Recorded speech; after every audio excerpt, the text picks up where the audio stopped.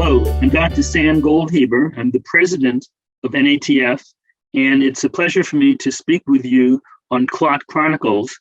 My task today is rather difficult. It's to predict what thrombosis issues are going to come up in 2022, which we will be particularly interested in. So first, I want to talk about COVID and thrombosis. There is so much we have yet to learn about the relationship between the two. It's not only COVID and venous thrombosis, PE and DVT, but also COVID and arterial thrombosis, myocardial infarction. And closely related to this are some inflammatory diseases of the heart, one that children get, and the other in adults, myocarditis.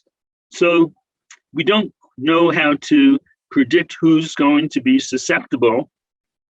And therefore, at the moment, we're saying get your vaccine and definitely get the booster. What happens next? Hard to know. Will there be special biomarkers that predict who's susceptible? Or will there be additional genetic tests?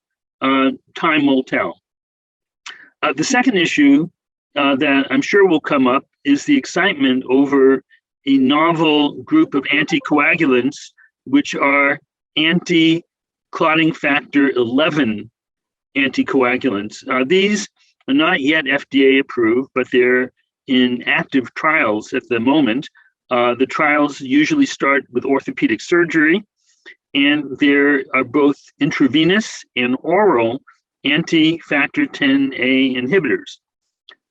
These are very interesting because those individuals who are born with no factor 11 whatsoever, no clotting factor 11, or very low levels of clotting factor 11, will go through their whole lives, usually without any major bleeding episodes.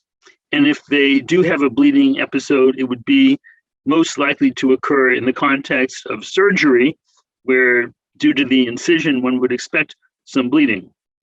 I don't think those new compounds will be available for use perhaps for another 3 years or so, but the speed in which they're being developed is quite impressive.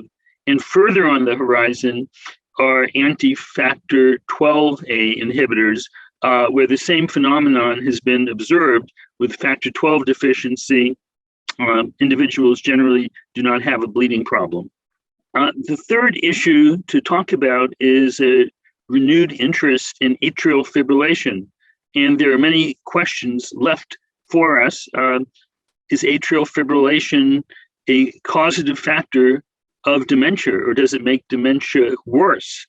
Are the Apple devices useful to diagnose atrial fibrillation early? Now we can have the Apple Watch, set it to detect atrial fibrillation, set it also to take a rhythm strip of us and through the cloud fax it to our physician. And at the same time, if we have fallen down, to call 911 for us as well. And one of my patients feels that his life was saved by the Apple Watch when he got into a car accident and had the new onset of atrial fibrillation. Finally, the cancer survival rate is increasing, which is fantastic, but cancer is related to DVT and pulmonary embolism. And while we have anticoagulants to treat established cancer and VTE, we need to do more work on the prediction of who will suffer PE or DVT in the presence of cancer. So these are some of the top issues to look out for in 2022.